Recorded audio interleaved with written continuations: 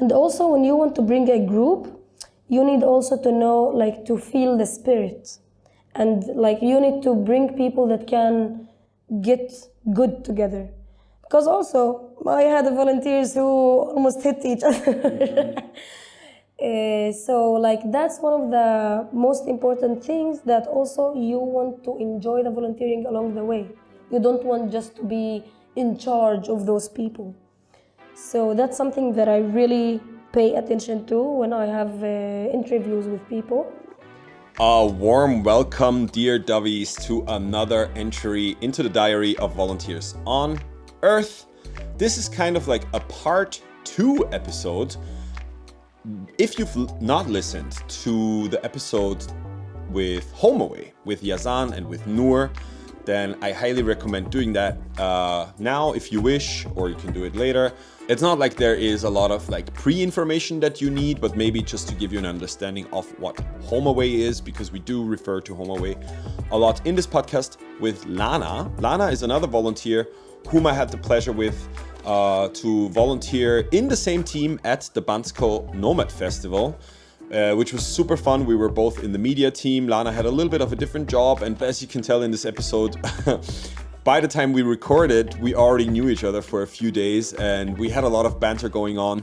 I do realize, listening to it and watching it myself, that the quality is somewhat different of a podcast that you record with someone that you already know, and a podcast that you record with someone who you don't really have that much knowledge about. So we've got a lot of banter going back and forth. It was probably one of the funnier episodes that I recorded on Dove. I really enjoyed it. Lana is a super interesting person. She's a zookeeper by profession, as she will tell you, and she runs the wildlife branch of HomeAwe. So she organizes group, but also single volunteering in places like South Africa. Also, she's starting to offer a program in Zimbabwe now, but she will tell you all of the details. So yeah, before we jump right into the episode, just the reminder that if you want to support the Diary of Volunteers on Earth, if you want to support me personally, please subscribe the YouTube channel, Dove Podcast, DOVE Podcast. Follow us on Instagram, same name. Also Hitchhiking Dove, which is my personal account. If you're into hitchhiking adventures, there's one upcoming very soon. Now, without further ado, I will give you Lana and HomeAwe wildlife, I guess. Lana. Jakob. Thank you for coming. We're here in the Nestwork again. And this is, I guess, kind of part 2 of the HomeAwe series of the Dove podcast, because you are also here, as you can tell from your t-shirt, proudly representing. If you haven't listened to the HomeAwe part 1, you should go check that out right now in this corner, I think. Out? No, not yet. But at the time this will be published, it will also be, the other one will be out.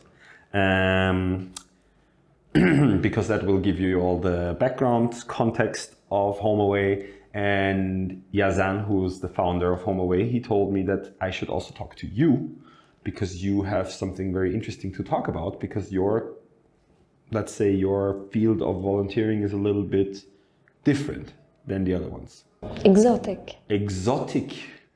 That's how I call it. Exotic? Yes. Tell us what kind of volunteering you have kind of specialized on. I volunteer with wildlife. I wanted to say animals, but the thing is, it's really specific to wildlife. I like wild animals much more. So now I'm a bit based of volunteering with wildlife in South Africa. But now I'm starting a new program in Zimbabwe. So yes, I'm trying to expand to other countries. Also, Yazan wants me to go to Europe, but Europe is all about alpacas, donkeys, dogs, and I need You want exotic. Wildlife animals, yes. Yeah. How did you get into that whole thing even before volunteering? So I'm a zookeeper. Mm-hmm. I started my job when I was 18, now I'm 25. And each zookeeper that starts working in a zoo, his big dream becomes that he needs to go to Africa. And a lot of people, like when they say Africa, they're like, Africa. but Africa is a continent. So like, I'm more specific about South Africa. So I had this dream, and I was already in my, like I studied in the university, and I decided that when I finish my degree, I'm flying to South Africa. And I had this one sanctuary, a rhino sanctuary, this is my favorite animal, that I've been following for a lot of time, like a really, really long time. And I knew that I'm going to volunteer there. And that was before HomeAwe, before I even knew about the platform. So finished the degree, then I decided to fly to South Africa for 2 months. 2 weeks of them was for volunteering. The other, like the rest of the journey was just a trip. Okay. Me and also a friend who is a zookeeper too. Oh, nice. Yes, so we're like so much about animals. We were so specific with this trip. We had the volunteering, and then I went to Cape Town in South Africa, and then I met a girl from my village. I'm from a small village called Jat, and this girl was volunteering not with wildlife, and then she told me that she went there through Yazan, through HomeAwe. And it was the start of HomeAwe. Like he barely had anyone, and she was his first volunteer ever. Wow. So I went back home and I talked to Yazan because I really wanted to do something with a Palestinian platform, because that's something unique. And then we talked, and he didn't have anything to do with wildlife. And I was like, okay, I pass, I'm not coming with you. You don't have any wildlife. So like, I think months after that, he just sent me a message on a video that I shared from the zoo. He was like, okay, do you want to work with me? Just go to South Africa, check some places, and document everything. That's our idea, to document everything, to share everything to the world, and then people can decide what to choose. And immediately I said yes. But the big part about it is the parents, because it's a really weird idea to my parents. Like, it took me 3 years to convince them that I'm going to South Africa. Yeah. So when I told them that there's this guy, he's like from our place too, it was really weird to them. And also they just thought maybe he's going to scam you or something. I'm like, he's giving me an opportunity to go for free. I don't care what's going to happen. I don't care if I'm going to work with him. But if I'm going to volunteer for free, I'm going. I have nothing to lose. And that's how it started. That was the beginning of it. Nice. Your friend, or not your friend, but the one you met that also volunteered with HomeAwe, she did not volunteer with wildlife then? Yes, because like before me, Yazan didn't have any wildlife platform. So she had an internship, I think, in a hospital in Cape Town. Okay. That was his thing, and he was really, really connected to Cape Town. So that was what she did there. Okay, yes. Okay. And how about your dream of being a zookeeper? How did that start? Actually, I never thought about being a zookeeper. When I was a kid, my dad had a place, like we sold animals food, a lot of things. I used to love animals until you become your father's assistant, because fathers are not cute and nice when their daughter are working with them. Yeah. So like, if you forget to give a bird its food or something, he would just scream at you in front of the customers, so it wasn't fun. And then there was one day that me and my family went to the zoo. It's an Arab thing. Each holiday we go to the zoo. Oh, really? Every family? Or most families? A lot of families, yes. That's a thing. We used to do that too, but I don't think it's like a big thing. Yeah. That's the thing. Like, people with kids do it a lot, but when those kids grow up, like, nobody cares. Yeah. So we went to the zoo when I was 17. Mm-hmm. And I was interested because I saw some guides with like a lot of skulls of animals, and they like really explained to the people what about it. And then I'm like, okay, do you have a job for me? And because I was 17, they didn't have anything for me. Mm-hmm. So I signed for a course that they have there, a zoology course. And the moment that I finished this course, I was already 18. Mm-hmm. So I immediately started as a guide. So before I started working with animals, I started as a guide. Oh. So I'm a guide, A zookeeper, I work with the carnivores and with the savanna animals, rhinos, hippos, all of these. And that's how it started with the zoo life. And I've been there for 6 years now. Tell me a little bit more about even before you were you started with HomeAwe, about your very first experience. Like, what was the biggest learning you took away from those? Was it your first volunteering experience overall, like No. completely? With animals, yes. Yes. But volunteering, usually also in school, it's mandatory. Really? So you feel like it's not volunteering, you're making me do this. Then it's not volunteering anymore, yeah, if it's mandatory. But like my first real volunteering was the rhino volunteering. And it's magical. Yeah? It's like a really magical place. Because also there's some places, I have to say that also there's some zoos and reserves that have rules of hands-on or hands-off.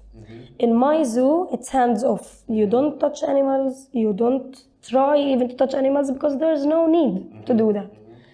And there are some places with hands-on because, like, for example, in that sanctuary, they have babies with no, like, their mother have been poached or something like that. Like orphans. Yes, orphan babies. And orphans need, like, even it's a rhino, they need love. And that's the cutest thing ever. And also, like, we used to make their milk. So you can really touch the animals that you can't do that in the zoo. How do you make rhino milk? Actually, there's a You give it yourself? there's a We're powder. gonna cut that out.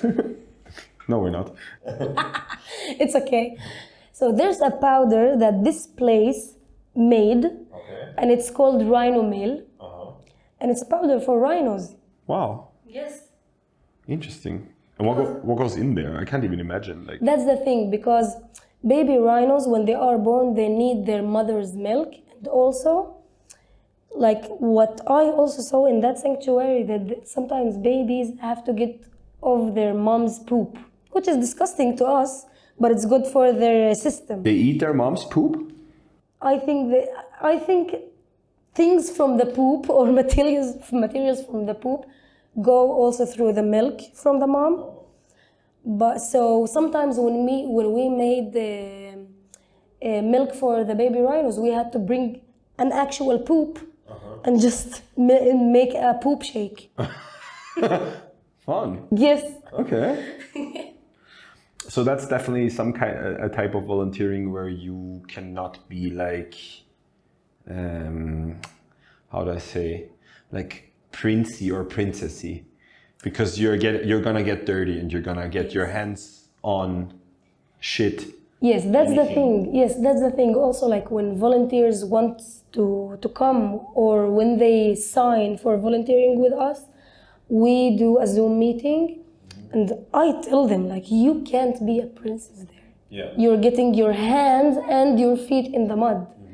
And your head sometimes. Yes, and like that's one of the things that I also love. It's weird to say that, but I'm okay with poop. Like I would bring an elephant poop and I would just open it and I'm okay with that. It's part of the job. Yeah. Okay, let's go to the HomeAwe branch then. Tell us a little bit about how does that work? What does it look like? How did it start? I mean, Yazan reached out to you, obviously, and then you went and you explored places. So he told me to send some sanctuaries an email. Hi, I'm Lana from HomeAwe. I tell them that we are Palestinians, so we're going to bring you a new kind of people that you don't meet usually or they don't approach you usually. And I tell those places, take me for free, let me volunteer for free, and in exchange of that, I document everything and we open the world's eyes to your place. And that's what we do now. Like this, we started with an elephant reserve that in my first trip, I went there for 1 day with my friend. And it was so weird to me because, like, why can't we be with 5 elephants around us without anything between us? And that's fine. Like, I always wondered why aren't the elephants killing us or something. So at that day when me and my friend went for one day experience, I asked the guides like what's about the place and all of this. And when Yazan approached me, this was the first place that I thought about. So I contacted them. I told them I'm coming with Yazan, and they loved the idea. Like they just at the same moment they invited us. So I went, me and Yazan and 2 other volunteers that didn't even know about the thing, the experience, if the place is the best place ever to the animals. They just decided to do it. We went there for 3 weeks volunteering. And from that moment, it just opened like a really big door to a lot of volunteers to go there. So also like we have solo volunteering and we have group volunteering. Each year I go once to South Africa with groups. And the group, like I really believe in solo volunteering. I don't like that much the group volunteering, but we give it as an opportunity for people, or usually women, that are afraid to go to South Africa. By themselves. Exactly. Or in general. Yes. Yeah. Because like it's a really exotic place that people didn't even think about going to. Yeah. And I can understand, like my parents, it took them 3 years of just repeating the same thing until they understood that I'm not playing any games, I'm going to South Africa. So the group thing is really, I want to give opportunity for those people. And also like last year I had 2 groups in the elephant reserve. This year I am having 2 groups in the elephants. I have a new lion reserve that I was in last year. And the lion was actually a really different story. In my zoo back home, we got a baby lion, a lion cub, who was raised in someone's house in the country. And the authorities took that cub, and he was so small, he can't be with other lions because they will kill him. Yeah. And we had to take care of him in the zoo. And we had that moment that we need to give him a better place because he can't live alone in our zoo. And they started looking for a good place in South Africa. And they found this place. I'm like, okay, I'm going now to South Africa. That's an opportunity. So I contacted the place that we sent the cub to. They're like, okay, you're invited to come. Okay, I'm coming. So I went for 1 week, and it was magical in a different way from the elephant place. Okay. Because in the lions, it's a huge reserve. Even bigger than for the elephants? Yes. Really? Yes. Is the territory of lions so much bigger? That's the thing. Like you can imagine a circle, a reserve, and there's another circle for the lions. Each lion has his own place. But also in the whole reserve, there's giraffes, antelopes, monkeys. So you really feel the African bush. Yeah. And you also stay in a tent, which is cool. It's really cool, yeah. Yes, so that was different. And now we're having the Zimbabwe thing that I just contacted them like a few months ago. And now, because HomeAwe platform is getting bigger and bigger, so places started taking us much more seriously. Yeah. So they're like, okay, come. And I already started marketing the group volunteering for the elephants and lions.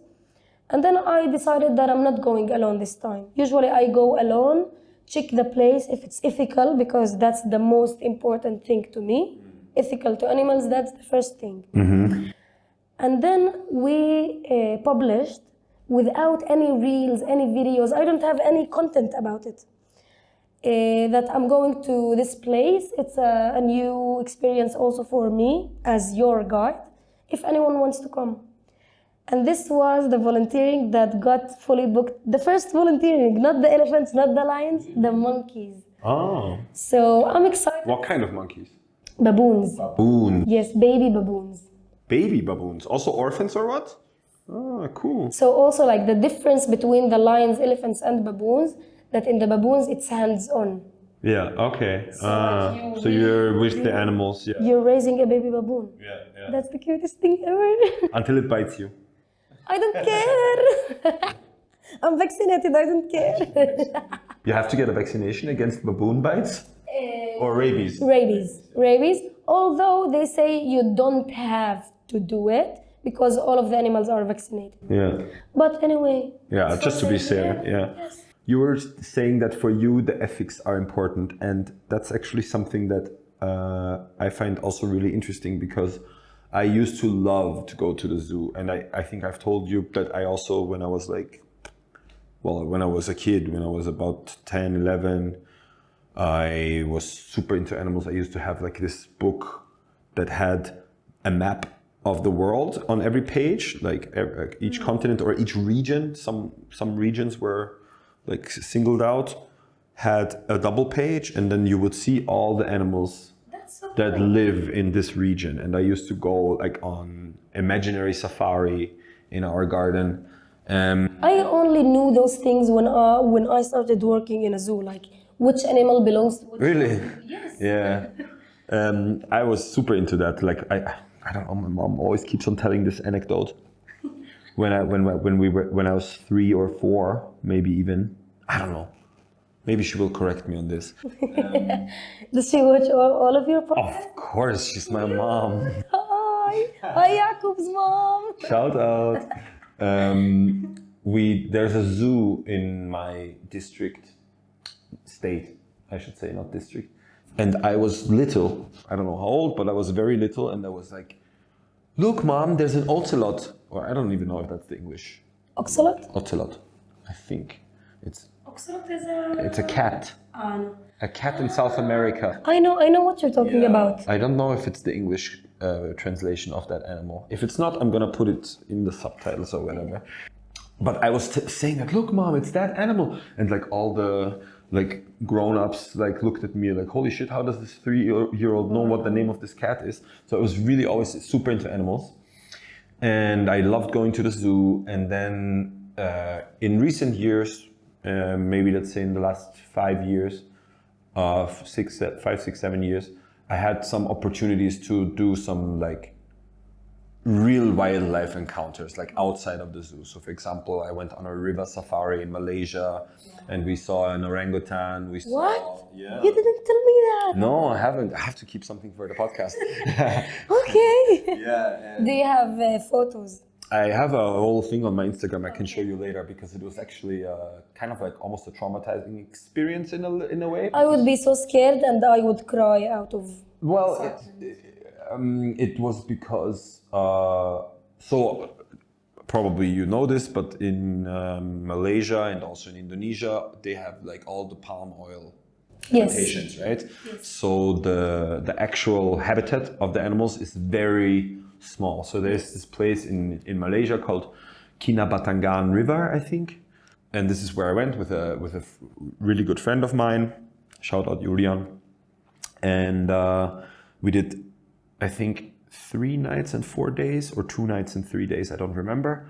And really, it's just along the river, you have on each side, I don't know, maybe a kilometer of forest or less. And this is where all of the wildlife is, because after that, it's just plantations. So we were trying to spot orangutans the first day and we couldn't find any. And then, I don't even know if I should say this on camera, but I'm not gonna name the company who did it. Although the guy was super nice, and but he was like, okay, let's stop here, and we are going to get off the boat, because we were doing the river safari, and we went into a plantation, because the orangutans, they go into the plantations to feed on the palm fruit. Okay. But then what happens is the farmers, they don't give a shit about the animals, so they just shoot them. Yes. If they eat their fruit, they will just shoot the fucking orangutan. Yes. And then we actually found one sitting there and eating, like, peaceful and stuff. But we knew that if we're gonna leave him there, or her, I think it was a girl, she's gonna get shot eventually. Oh my God. So we, like, the whole group of us, I think it was like 6, 7 people maybe, we were trying to like shoo it away by clapping and making the orangutan leave the plantation to go back into the jungle. And I think we tried for, I don't know, maybe half an hour. And unfortunately, we weren't able to get it out of the plantation completely. And then he was like, we have to go, like we're gonna get dark and stuff. So that was really something where I was like, holy shit. And here I am, like eating my chocolate bars, using my shampoo, which all of those products, Nutella, all of those products used to, and some of them still do contain palm oil, of course. But most of us are not even aware, because if you don't go there and you don't see it with your own eyes, how are you supposed to know how much of an effect our consume has? Actually, it feels like the world is getting much more aware of those things. So I'm proud of the world, I can say, but we can get much better. Yeah, of course. Yes, we can get much better. And so after this, I went back with my girlfriend at the time. I went back to the zoo in Vienna, which is one of the oldest zoos in the world and one of the most famous zoos, I think, also in the world. I heard about it. And I really, when I was a kid, every single time we went to Vienna, we had to go to the zoo. I insisted on it, and I loved it so much. And then I was walking through the zoo, and then in the very end, before you leave, kind of, they have the orangutan exhibition.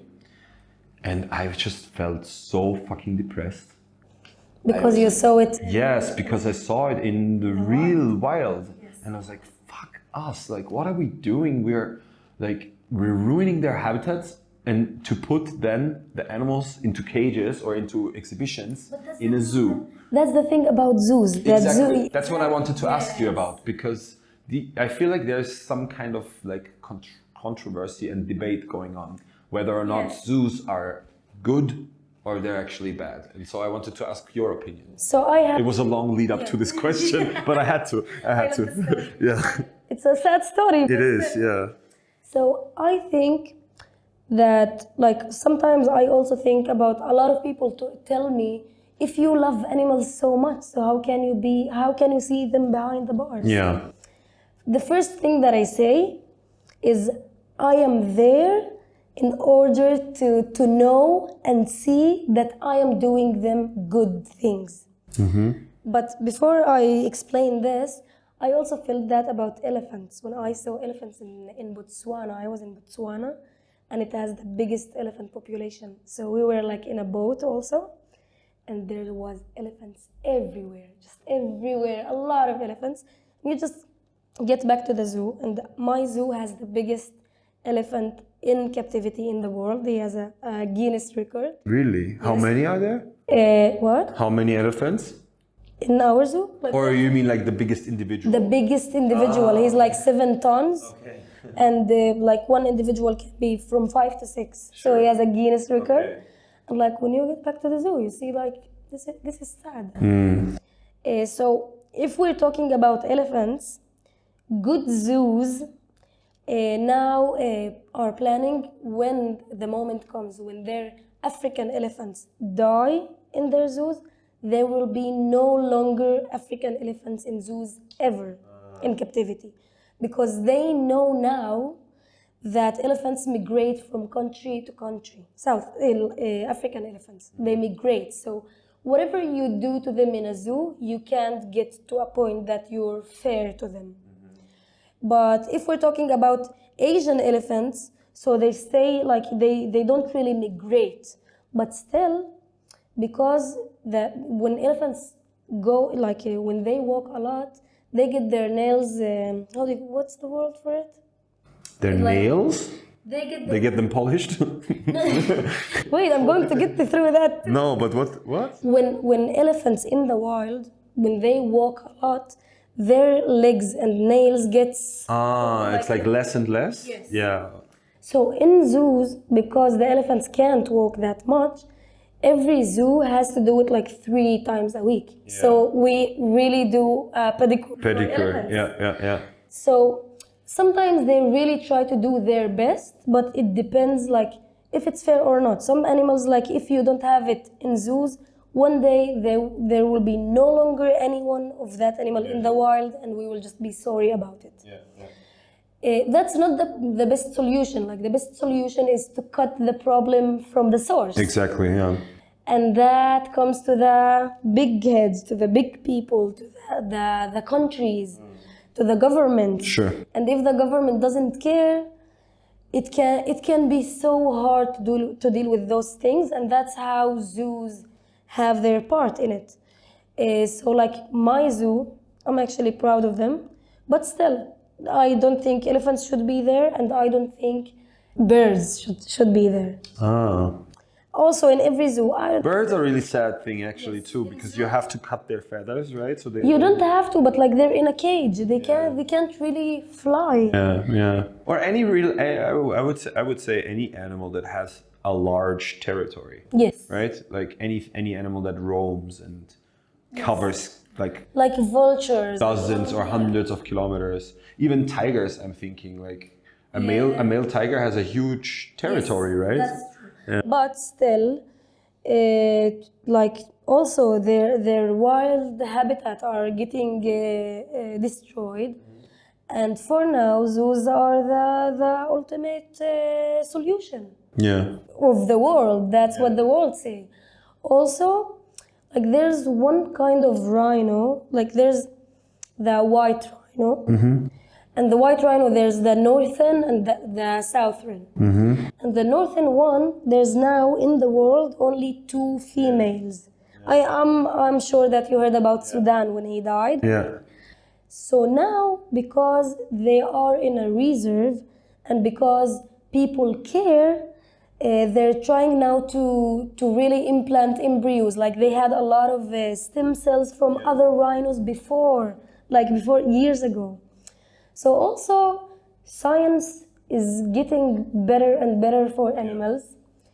It's a weird solution because like it's supposed to be natural. Yeah, exactly. But still, we destroy things, and now we're trying to fix it. Yeah, that's I do agree with that argument for zoos. I mean, I also think they should definitely have very, very high standards and very high regulations as to how you can run a zoo.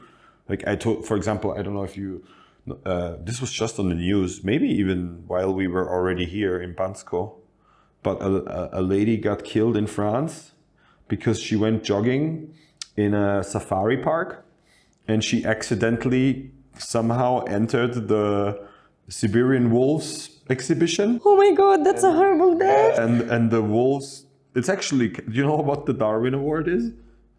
The Darwin Award, it's like an award for the most stupid deaths. I think that's kind of stupid. You go jogging and you go into a wolves exhibition, it's like you deserve to die. No!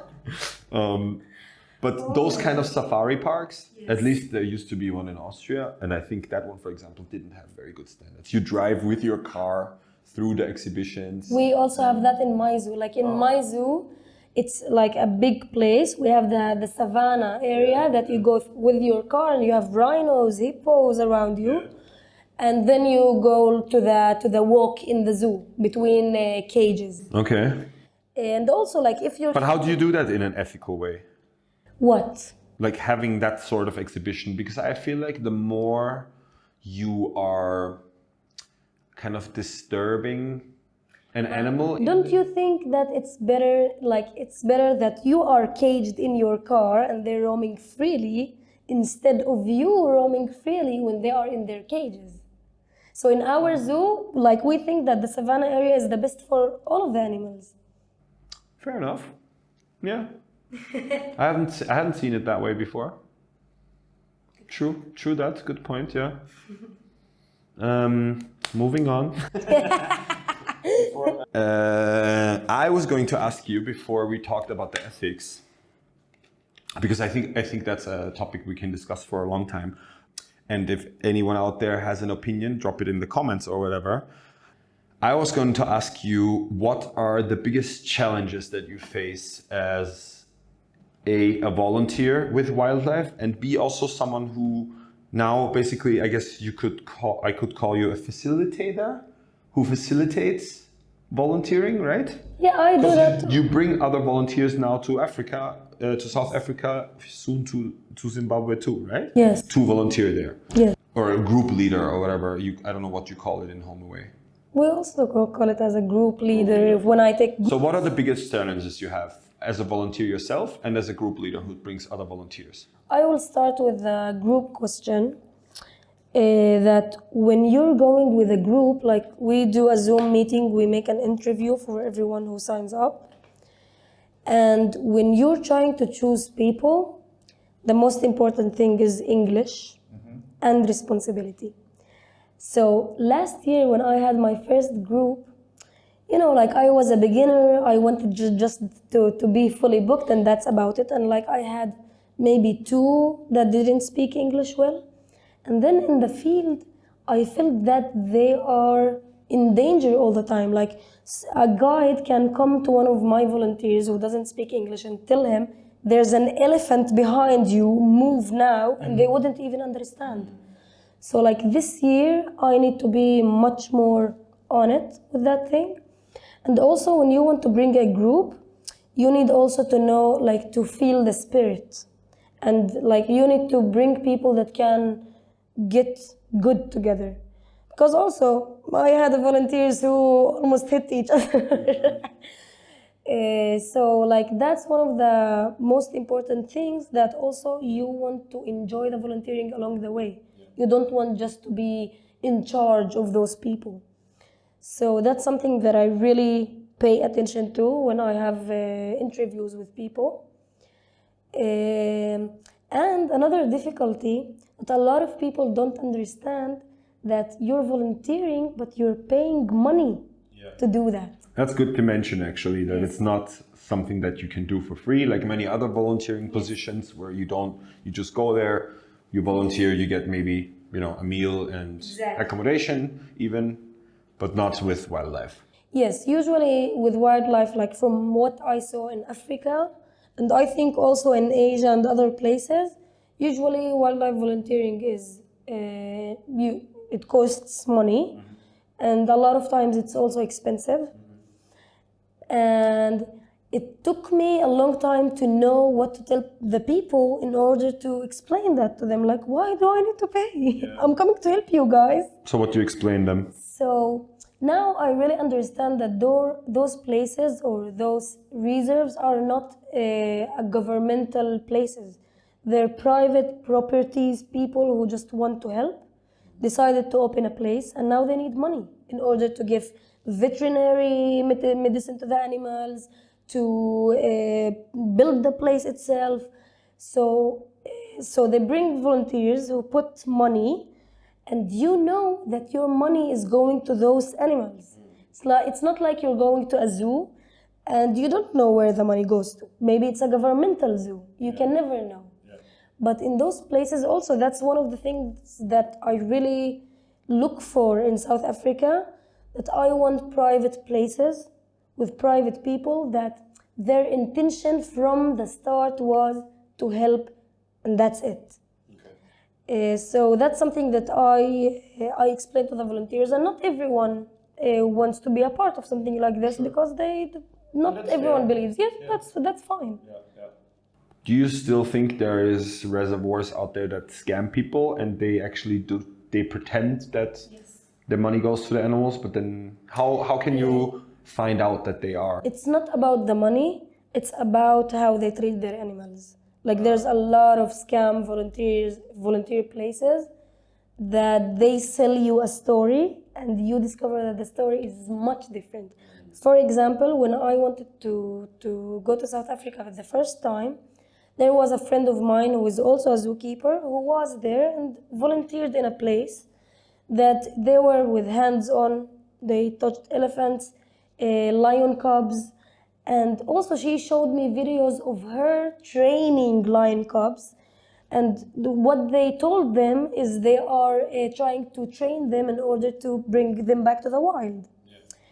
And when I checked that place, like I really Googled a lot about it, tried to understand what's with the place. Then I discovered that they train those animals in order to put them in movies. Like the Hollywood movies, that's the reason. So each person that, even if he comes with HomeAwe or not with HomeAwe, should really try to understand where he is going. Yeah. And that's the thing about HomeAwe that I really love. Because like if you go and Google volunteering, you can find a lot of companies that will tell you like there's information, pictures. But the thing is, we take videos of everything. Everything. The kitchen of the volunteers' rooms, what we do, like the small details. Even like in the elephant sanctuary, one of the jobs is to collect the elephant's poop. We take videos of that too. And other companies, I don't think that they really want to show the specific things. And that's what I really love in HomeAwe, and that's why I really believe in the message that we have. But that's only because Yazan takes videos of fucking everything. Yes. Listen, it took... No, I'm just kidding. I love him. I love you too. But he actually admitted that on stage too. Yes.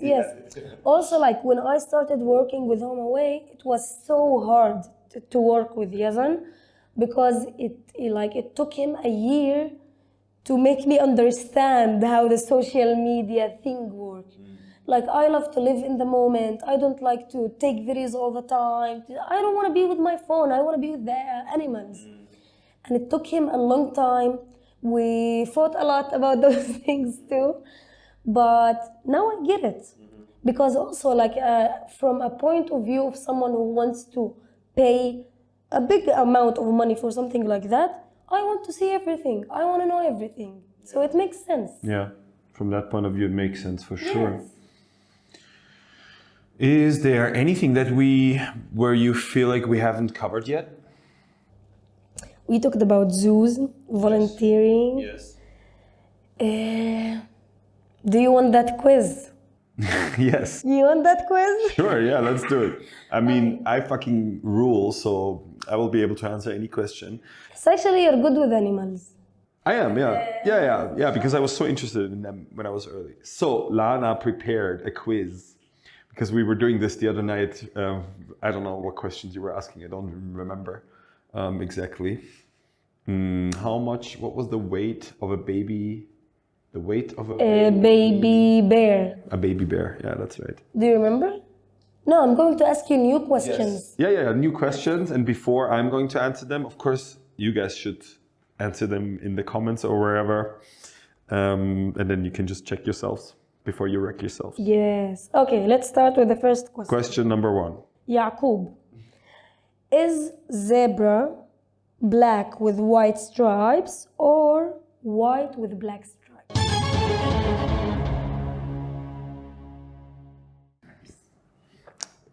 I feel like I should know this because I'm pretty sure I've already heard it. And I think they're black with white stripes. Good job, you. Guys, if you 1 for 1. If you don't believe us, usually animals don't have fur on their nose. So if you look at a zebra's nose, it's black. Same for the polar bear. Yes. Was that gonna be another question? No. Okay. It wasn't. A polar bear has black skin. It does not have white skin, which is kind of crazy. Have you ever seen a hairless bear? A what? A hairless bear? Oh my God, no. They look terrible. I don't want to say. They look really, really creepy and weird. It looks so weird. Moving on. Question number 2. Question number 2. Did I ask you about the kangaroo? How small the babies are? Yes. Okay.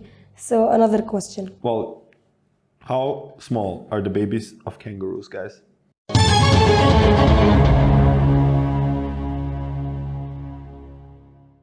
Are they this big?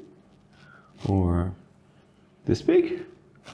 Or, I don't know, this big? In the comments. ABC. Okay. Your next question is, how much time can a hippo stay underwater?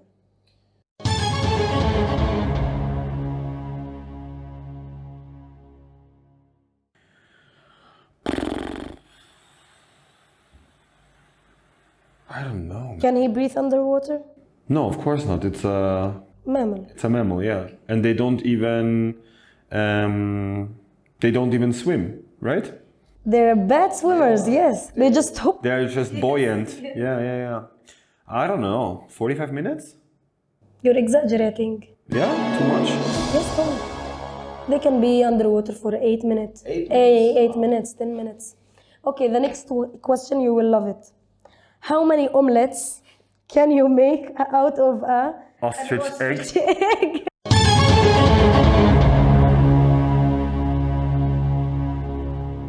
We've done that.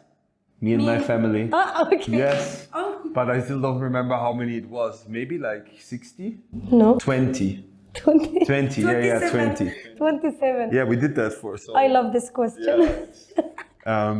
I will give you a little cultural lesson about Austria now, or maybe not just Austria, but Easter, right? The religious holiday. Yes. It's very common to have Easter eggs, as you probably know.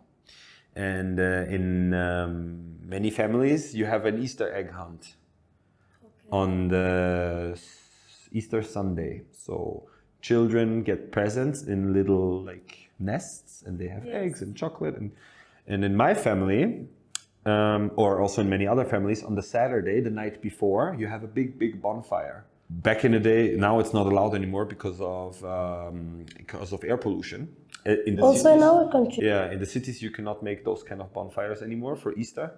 But we used to do them. And one year, I think maybe I was around 13, 14. My dad, there's an ostrich farm somewhere near our city, and they bought an ostrich egg, and we drilled a hole because obviously Love it's this. very hard, the shell, right? You can stand on it too, I think. Yes. Yeah. We drilled a hole, we got all the egg out, and we made one big omelette for the whole family. Yeah. But do you know if one person eats an ostrich egg, he would die because it's a lot of cholesterol for the human body. Really? Yes. Oh, no. So you can't eat a big omelette. Okay. What I wanted to tell you about the ostrich egg, that also in the zoo, sometimes like they sit on the eggs but nothing comes out of it. So we take the eggs, we also take all of the inside of it, then we give it to the lions or to the leopards, and that's a kind of enrichment. Really? That's something that they can also see in nature. So they just play with it like a football. That's so cute. Interesting. Yes. Do you have any more questions? Ah, you want another question? Okay. How? I guess we can do 2 more, and then we're gonna wrap it up. I wanted to check the questions in my phone. Well, we're using Lana's phone because my phone ran out of storage. Wait. What is the material that the rhino horn is made of? You should know that as an animal lover.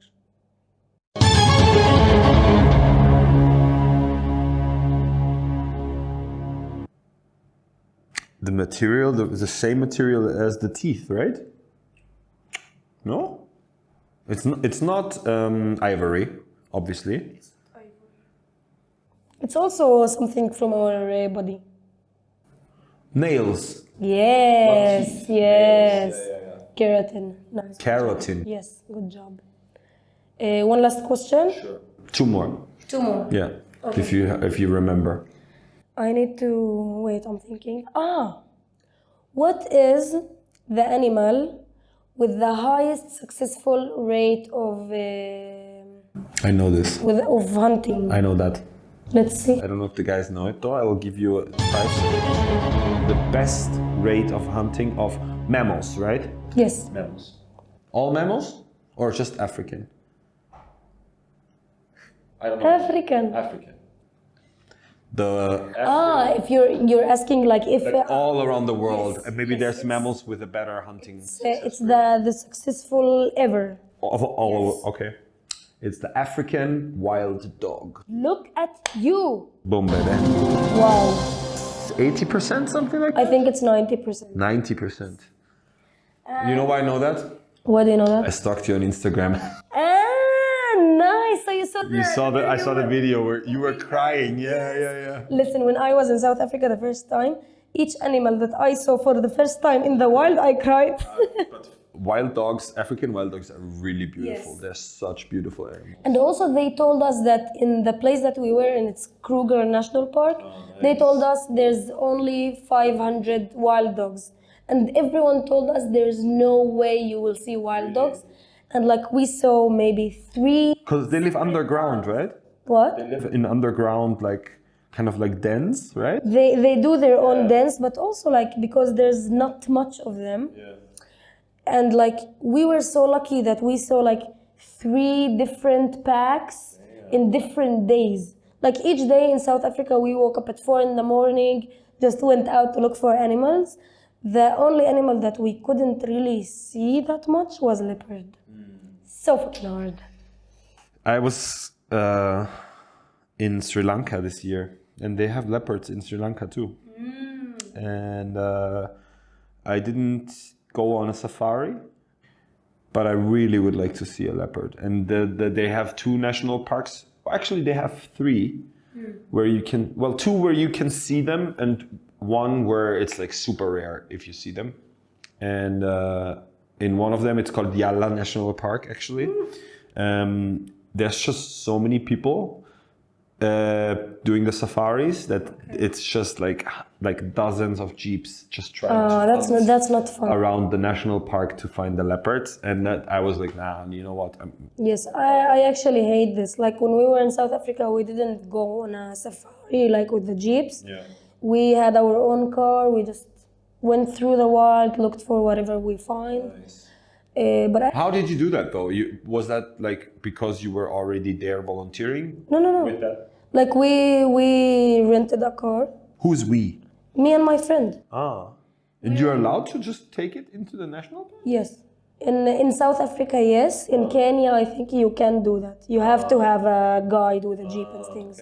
So you went privately and you found wild dogs. Found wild dogs, lions, elephants, and it was so scary. Like back then, I was really terrified of elephants, and when I started volunteering, I started respecting them. And that was the difference, because like also when you get into Kruger, like I'm driving a car, like look at me, I'm so small, I'm driving a car. Do you need a children's seat? Driver, children's seat. Lana is 150. So I'm not being mean. Maybe a little bit. And the thing is, you go into Kruger and nobody tells you what to do and what not to do. Like you don't even get a paper of. That's kind of crazy. Yes.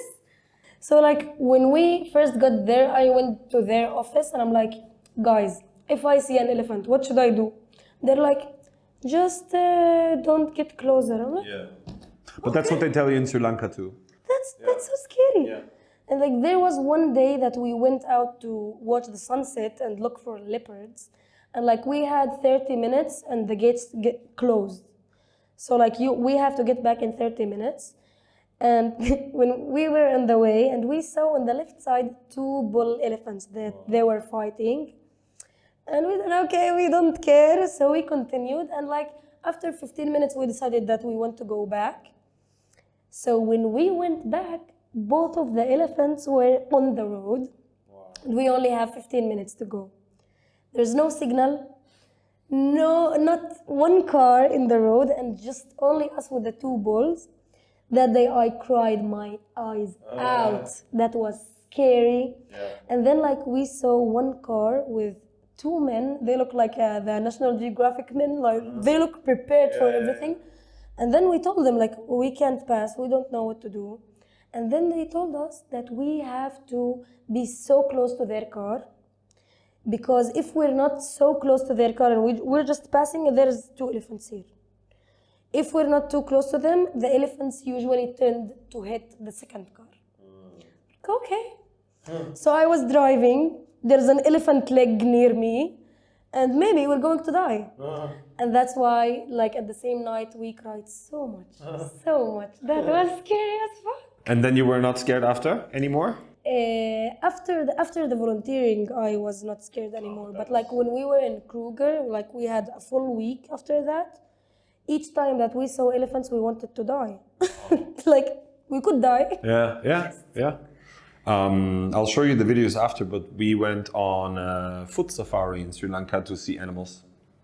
We were like walking up to a group of 25 animals. 25 elephants. Wow. I'll show you after. Listen, it's a good story.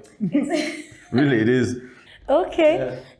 And one of the things that I discovered about myself when I started working with animals, that I'm now the most scared person of animals. Like, I'm scared of everything. Like, if there's a cow here, I wouldn't even try to touch it or anything. I'm scared because they can do anything. And cows are fucking scary, actually. They're very dangerous. There's lots of incidences in Austria and in Germany, southern Germany, Switzerland, because we have many cows grazing in the mountains. Like, just... What do they do to people? Well, when they have calves... Yes. Calves, I think you're with babies, and there's hikers, and they don't know, and they have dogs. The mother cow gets super aggressive and super defensive, so there's literally people being killed, and now there's lawsuits because whose responsibility is it? Is it the farmer's responsibility because it's his cow? Is it the hiker's responsibility? Actually, we don't have this kind of problem, Yeah. which is good. Yeah. But like that's I respect the shit out of cows. yes, Yeah. that's a really good reminder to everyone that you need, before that you need to be scared, you need to be respectful of space, like give those animals space. There's nothing that bothers me more when people are being stupid and they're like going up to wild animals and like trying to touch them and shit. Even like as a zookeeper, when someone just does this on the glass, I'm on fire. Yeah, so people give animals space a little bit. All right. With that being said, anything else? I don't think so. All right. I finished. Oh, you know the questions already. Do you remember them? Because you were watching the first part of the podcast recording, right? Which question? The questions I finished the podcast with? I don't remember that. You don't remember? Do you have a goldfish brain? Yes. The first question is, you can write a letter to any person, alive, dead, future, past. Your friends both kind of gave similar answers. What would your answer be, and what would be the content of the letter, roughly? So I would like to write a message to my dad that I am, first of all, proud of him, that he has a kid like me and he's okay. And also, like, it's really hard for Arab people or like in our Arab community to have their daughters doing those kind of things. Like, first of all, being a zookeeper, if my dad didn't encourage me, I wouldn't do that. And it's a really weird job because, like, a lot of people see it as a boy, like men's job, because it's so physical. And also, like, the idea that he's okay with me going to South Africa, like, I'm the first girl in our village that goes to South Africa. Wow. Or maybe the second. So, like, I'm so proud of him that he also, like, he trusts me on that. And, like, having a really different daughter from other daughters in our village. So, I'm thankful for that. Is he not with us anymore? Your dad? No, he's with us. So you just tell him. Thankful for you. He doesn't understand English. Just write him a message. شكرا حبيبي. I was like, okay, that's very sweet, but okay, he's still alive. You just tell him. And the second question, back to the zoology. What's your favorite bird? My favorite bird. I'm expecting an exotic answer here. For sure. I think it's a marabou stork. I literally was just thinking that you're gonna say marabou for sure. Yes. Even though they're ugly as fuck. Yes, they're ugly as fuck, and that's what's beautiful about them. Yes. The marabou. Yes. Cool. What's your favorite? It changes. I really like the biggest owl. What's the biggest owl? We call it uhu in German. Oh, really? That's a real name? Yep, uhu. It's like calling a donkey. In Spanish it's called Yeah, true that. That's exactly right. That's exactly how it is. I can't believe I don't remember what it's called in English. Doesn't matter. But also I really like harpies. It's not the thing you get, not the STD. It's a bird of prey in South America, in the Amazon. You know, the ones that look super creepy, and they have, yeah, they're very big, and they have, I believe, some of the strongest claws. I think I know what you're Yeah. talking about, yes. They hunt monkeys and shit. They're really badass. Yeah. So I think I really like those. Interesting. Yeah. Thank you. Thank you, so much. Jakob. My love. Hey, it was fun. And yeah, I'll put everything, all the other information I always put in the show notes. That's what the information is called. If you're still listening to this, then thank you so much for sticking with us and powering through this somewhat, let's say, unconventional Dove episode. It's not like all of the others. We had a little quiz, which was for sure something that we had for the first time. We did go a lot away from volunteering, talked a lot about just wildlife, experience with wildlife in general, which I think is also beneficial, which I think is also valuable. This is what a marabou stork sounds like.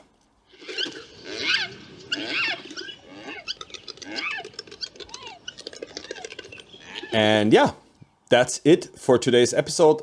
Thank you so much for listening in. Thank you so much for supporting. If you want to support even more, share this with a friend or with your family. Subscribe to the Dove YouTube channel, DOVE podcast. Give us a rating on Spotify, that helps. If you can afford it, I will put also the link to my personal PayPal into the show notes where you can support me financially. And yeah, that's it. Much peace, much love, much Dove. Until next time, Jakob.